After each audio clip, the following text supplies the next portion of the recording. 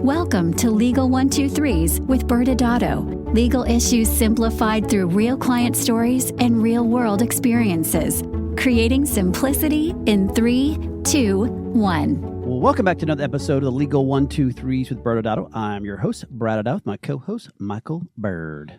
As a business and healthcare law firm, we meet a lot of interesting people and learn their amazing stories. This season's theme is unintended consequences. Brad, we sometimes find ourselves in a situation that can be traced back to a seemingly inconsequential or unrelated decision. Yeah, and Michael, I have a very important question to ask you. Have you ever thought about mouth taping?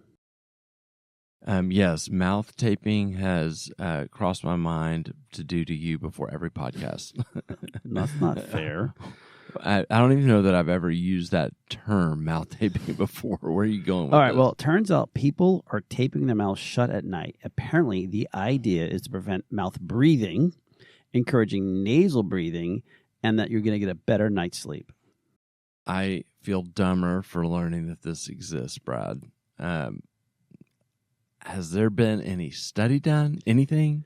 Well, I mean, when you say study, there's been a little bit of research out there, like emphasis a little bit, like, on TikTok.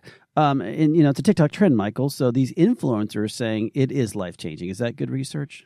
Well, yeah. I mean, TikTok is, primary authority these days. Obviously. Probably cite to it in law school. But I guess we should all run out and buy some duct tape and maybe pop in a Tide Pod to eat right before we tape our mouth shut. Yes.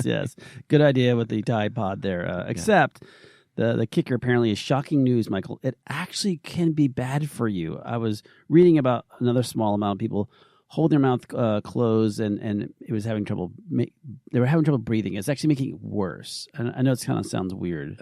Yeah, that's a shocker. How could that possibly be bad for you? I don't know. Closing out the ability to breathe out of your mouth. What could go wrong? Tell me there's not a doctor behind all this. Yeah, not sure about the influencers haven't really set up a particular doctor. They do recommend that you speak with a physician before mouth taping, But think about this, Michael. Let's jump into our movie talk here real quick, which is usually another bad source of good information. But when someone is kidnapped, they tape their victims' mouths, and we can all agree that kidnapping is bad. But however, according to the TikTok world, the good news is that if your mouth is taped shut, you might have, from a healthy perspective, you can breathe through your nose better now. Okay, you started losing me, man. Trying to take TikTok mouth tape and kidnapping somehow. At this point, I just want to find a way to unlearn our last few minutes. Yeah, it got kind of dark there, didn't it? Yes. All right, I do not condone or recommend anyone kidnap anyone or think it's a healthy activity, so I should say that. And speaking of unhealthy activities, I did also read that it's potentially dangerous for people to use sedatives or alcohol while mouth taping. This does just start to feel like there's begging for a Darwin Award here. Well, that's a name I haven't heard for a while. Whatever happened to the Darwin Awards? I feel like years ago we talked about those a lot more. I feel like I would get emails regularly with the latest updated Darwin Awards. I think that might be a deep dive for a topic for one of our future shows. I like that. But kind of back to, what about the liability for these influencers that are promoting these potentially harmful practices? Yeah, I don't know. It's a pretty good question. I'm assuming everything at TikTok, there's a lot of liabilities there, but maybe they need a disclaimer that says you may die if you tape your mouth shut while you sleep. I can't believe I'm getting sucked into this. I'm about to offer a thought on risk mitigation strategy to taping your mouth shut, but at the very least, there should be an understanding of the potential risk and a clear recommendation to consult with a healthcare professional, which I think you said some of these do that. Yeah, I agree. It does seem weird to need to note that a person should consult with a medical professional before they tape their mouth shut. Yeah. And doing so, I think most things in the TikTok world, you probably should consult with a healthcare professional first. Well, before we get into today's story, I just want to tell the audience you're welcome for the last 5 minutes. I hope that made your life better. Well, there are some people out there that might have been wondering, should I do this TikTok trend? And maybe we put that to bed. And maybe we saved a life, Brad. All right. We may have. Let's jump in. All right. Today, we're diving into a topic that's near and dear to our hearts, Michael, protecting physicians from liability. Okay. Level 1, do not tell a patient to tape their mouth shut to sleep better. Well, that's a good one. Yeah. You just came up with that, didn't you? Yeah. I want to give good sound legal advice. Very good. But seriously, and getting to the real, protecting physicians from liability discussion, a lot of times when we lecture on this, well, there's kind of 3 main areas where physicians face liability. Of course, you have to start with your patients, and then you move on to your employees or your staff. And then one thing that many have learned is that this is such a heavily regulated industry is that the government is a big potential liability. Yeah, all good for a physician. Good points, Michael. Maybe give our listeners who are new to this a brief overview of these 3 liability areas you just kind of outlined. So start where I left off with government liability. What are those risks? They can stem from regulatory compliance issues, fraud and abuse violations, HIPAA breaches.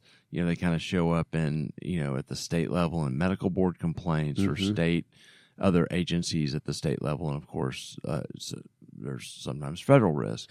Staff liability, we're talking about employment law, employment disputes, workplace safety issues. So there's a whole body of law that protects the rights of employees that creates risk. And then patient liability, we're talking about standard of care, medical malpractice risk primarily. Yeah. But they also have patient privacy rights Sure. that can give them, that creates risk to the doctors. Great summary. I think you said this earlier, but you have been paying attention while speaking or doing your podcasting because it sounds like you did this before, Michael. So good job. Now, let's take our listeners on a journey back to the dark ages, Michael, of medical malpractice claims. Back even before, Michael, you were practicing law. Wow, that was a long time ago. So we're going back to the last century. Yes, we are. I'm talking about the 1980s, and although the dark ages did go through the early 2000s in many states, this is where, for audience member, physicians were getting hit with really large malpractice claims left and right, and many doctors felt that the claim was way out of proportion to the actual harm done to the patient.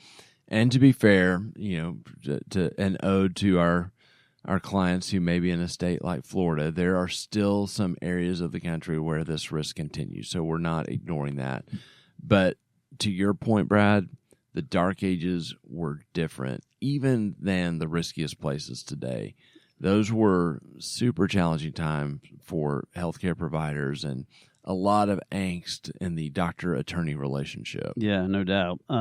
So today's story, there's a group of plastic surgeons in Texas. They were really fed up with the threat that their partners potentially were causing them liability issues, which obviously brought down the whole group for one thing that an individual did. So they decided to actually break up their practice, and they actually each formed a separate medical practice, complete with their own businesses, websites, and staff. Let me guess, they still wanted to work together in some capacity. Man, you are catching on quick, Michael Byrd. That's it's great. The tie That's for the those. tie. Yeah. I mean, for those watching on who don't see Michael, he's dressed to the nines today for this podcast. He wants to really show off his learned abilities. So good job, Michael. Yeah. Now, you're correct. They did want to still work together, and that's when they called something called they formed something called an MSO, Michael. Why don't you explain to our listeners who are not familiar with that term, what is an MSO? MSO is a management services organization. We've talked about it a bunch on this show over the years. MSO is a legal entity that provides administrative and management services to healthcare providers, and it allows, in the situation like we're talking about here, independent practices to share resources and collaborate while kind of maintaining their autonomy. And we we actually wrote that M&A field guide and talk about this as the glue plan. That's right. Look at Michael Byrd dropping some knowledge. That tie's making you smarter, isn't it? I think it is. All right. Now, the setup seemed to work well for years. The group grew, and they added additional physician partners. They also explored new opportunities for expansion. And one of these expansion ideas was to develop a real estate holding company to buy and or lease all their clinic locations. Okay, that's adding a layer of sophistication in their growth. But tell me, what kind of entity do they use for this real estate venture? So they formed a limited partnership, or LP as we call it on the streets. And Michael, can you explain or why is it recommended that they need two different entities when they do put together an LP? So the construct of a limited partnership is that it's using getting a little bit into the law, the partnership laws that are in place in a state. Most states have a limited partnership, and so it builds this idea that you can have a general partner and limited partners, and the limited partners have liability protection from the liabilities of the partnership. And so the key, going back to your question, is you have this general partner that is required as a part of a limited partnership. And the GP is typically a separate entity, often an LLC, but some form of an entity, because the GP is jointly liable with the partnership. So if the partnership has a liability, then they can go after the GP. So make the GP an LLC. Usually the GP doesn't really have any assets inside of it, so it's really a control, vehicle, and so that there's not as much risk on this kind of joint liability. Now the limited partners is usually the individual physicians, and so they, as I said, they have a limited liability protection, and it's a pretty strong protection. This has been a really common entity in Texas and other states for real estate deals. In Texas, there's a lot of kind of old Texas kind of franchise tax laws that protected the they offered some benefits to this structure. Yeah, so pretty common. And as Michael was saying, I think important for audience members to understand, the GP in this case, which was an LLC, it has unlimited personal liability, which is why you don't want it to be an individual. You want it to be an entity, while the limited partners, as you said, will have certain liabilities, but very limited, right?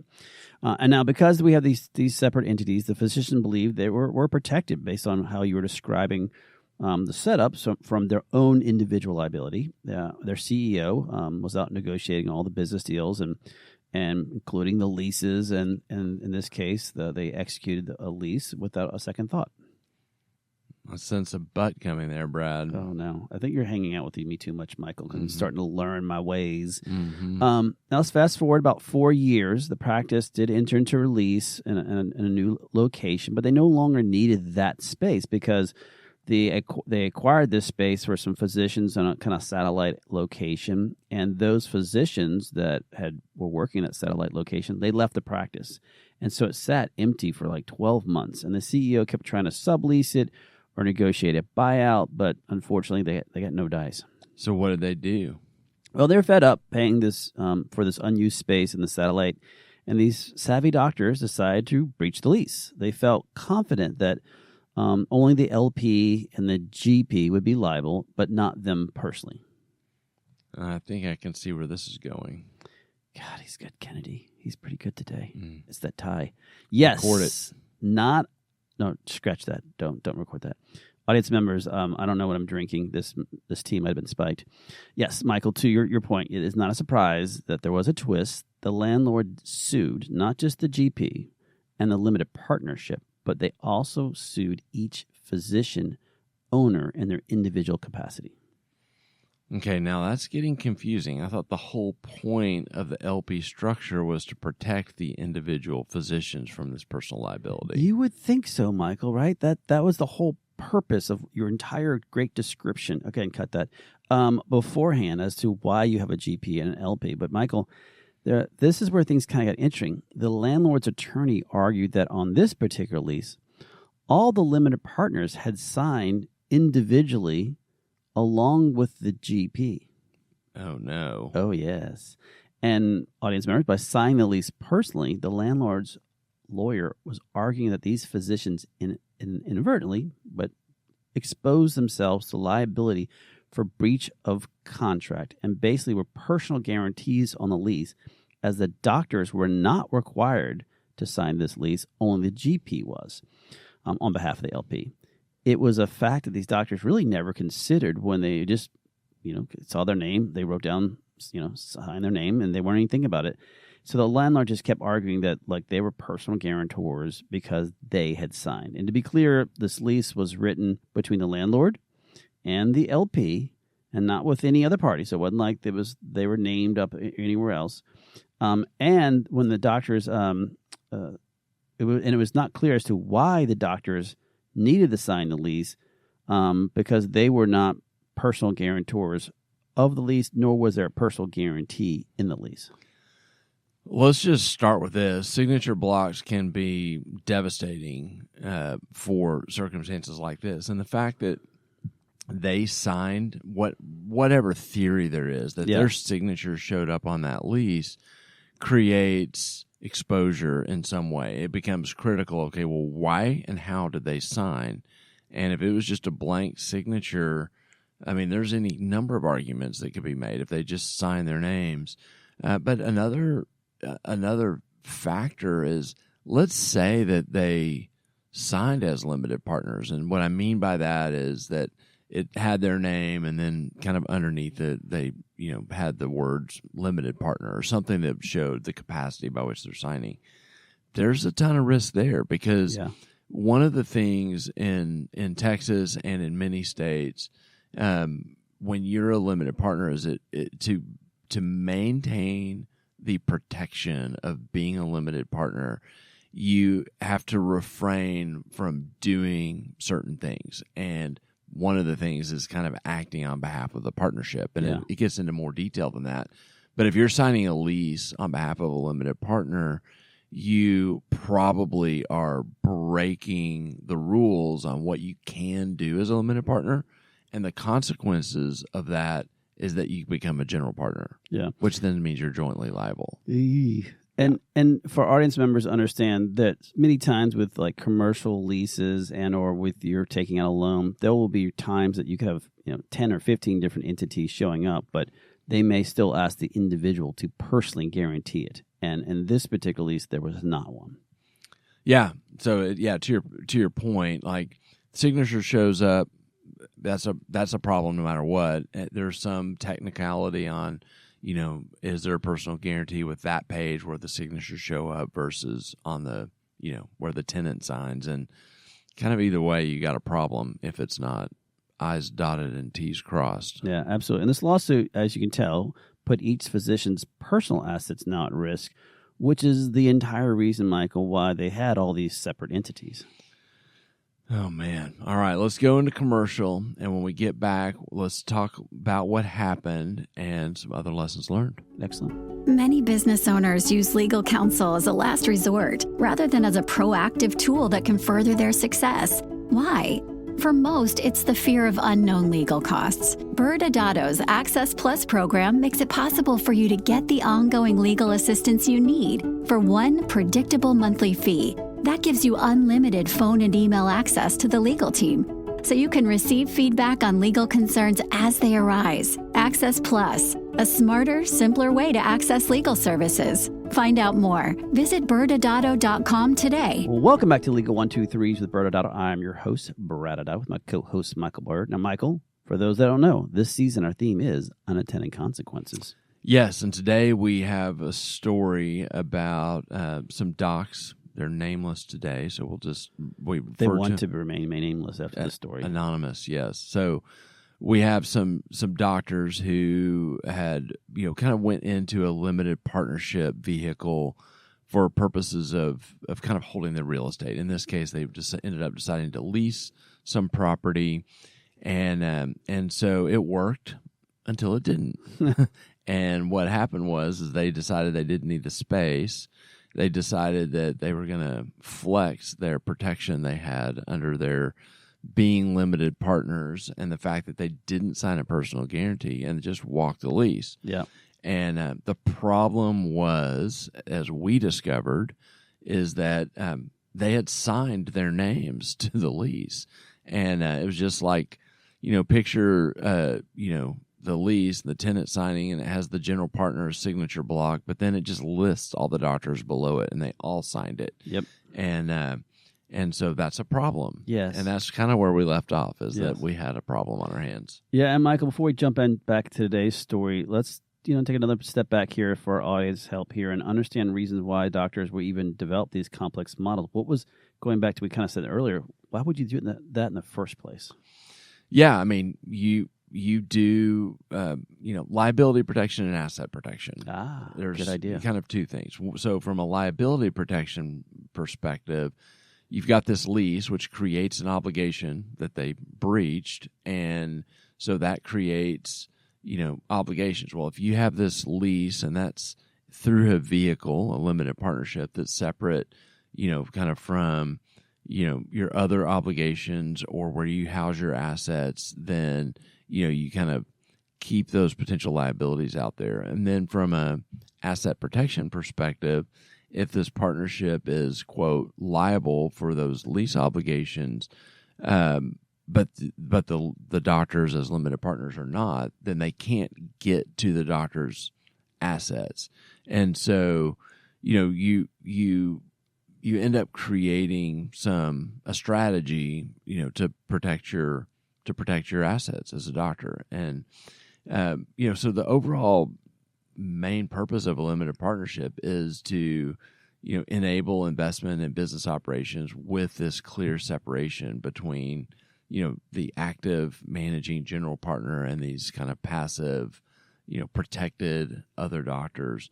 And so we talked before commercial that certain actions or circumstances like signing your name to it can either cause you as a limited partner to lose your status, or possibly even just you just signed in some way as an individual obligating yourself to this lease. Either way, it's not a good outcome, and they're either treated as individually kind of obligation with the general partner, or as a general partner if they blew their limited partnership status. Yeah, and Michael, you mentioned this before we went to commercial. As limited partners, they generally enjoy limited liability, meaning that they're only liable for the amount of their investment, and the GP has unlimited personal liability. And you noted also there are certain actions they may take that causes them to actually lose that protection. So examples, participating in the management as a limited partner, or exercise control, or inside of a contract, it has explicit language granting them controls. And so if a limited partner explicitly represents themselves as a partner or managing responsibilities, performs acts on behalf of the operational decisions, all these factors would be examined to determine the degree of control that these limited partners are asserting or on the management side or these activities. And in doing so, have they pushed themselves away from being a limited partner, meaning that they're just kind of owners, and now they serve themselves into the general partnership piece. And as such, if you are in a limited partnership or considering putting one of those together, you need to stay away from these types of decisions as a limited partner. Now, we understand, Michael, that, they're doing all this to protect themselves. But we've talked about this other times. There are different hats that, as an investor and a doctor and an owner and a manager that you wear. Why don't you kind of take a step back and talk about the differences here? Because these same people could be wearing lots of different hats. Yeah, and it's really important because that's how you actually maintain the protections you're seeking in the first place, is to recognize, outside of this limited partnership entity, that you are wearing a hat as a practitioner, as a doctor in this case. And so you have that. You might be an employee, and so you have that hat as what's your role as an employed position. You might be an owner of the practice, and that you have a hat there. Then you transition and you've got this side thing, this limited partnership, and there's different hats that you may have even in that realm. So you might be an owner of the general partner LLC. So that, again, think of the general partner as this is the decision-making vehicle for this limited partnership. And you could be an owner of that, which means that you have some sort of influence over the entity that makes decisions. Well, you might even be a manager or an officer of that entity, which then means you're on the front lines making decisions on behalf of that entity. And all those hats, which may show up in the way that you sign a document, are different than your hat as a limited partner, which means that you're basically just an owner, being shielded from the liabilities of these partnerships as long as you don't do things you're not supposed to do. Right, and that's a good point. Gosh, I gotta stop saying that, audience members. It'll go to Michael's head. What Michael's trying to say is that some people get freaked out and they say, "Well, then I guess I can't be I can't manage my own business, or I can't manage this GP." You're like, no. But Michael's point is, yeah, you can, but you're wearing the different hats. And now that you kind of walk the different hats, and we can clearly articulate that there is a difference, why don't you go? We'll take a little step back here again. And so in this particular case, we were talking about they executed as a limited partnership. They entered in this lease. What could they have done with the signature blocks there? Yeah, I mean, and I alluded to this a moment ago too, but the biggest downside to being in a limited partnership is how easy it is to blow the limited partnership status, because how you sign stuff is confusing. Because the general partner, as we said, is this kind of decision-making center on behalf of the partnership. So that means that when a lease is being signed, the GP is signing that on behalf of the limited partnership. Well, what gets confusing is someone is signing that on behalf of the GP on behalf of the limited partnership. So it's like the signature block is super long. Like you are, Brad, as the president of the general partner, is signing this, on behalf of this limited partnership. And so, you could see how it would be really easy to get that wrong. Now, that doesn't really make an excuse for signing your name just individually to the lease, but it goes back to the overall point. No matter what kind of entity you are, is you understand you have different hats and understand the biggest place of risk and importance that shows up. Recognizing your different hats is in how you sign obligations or documents.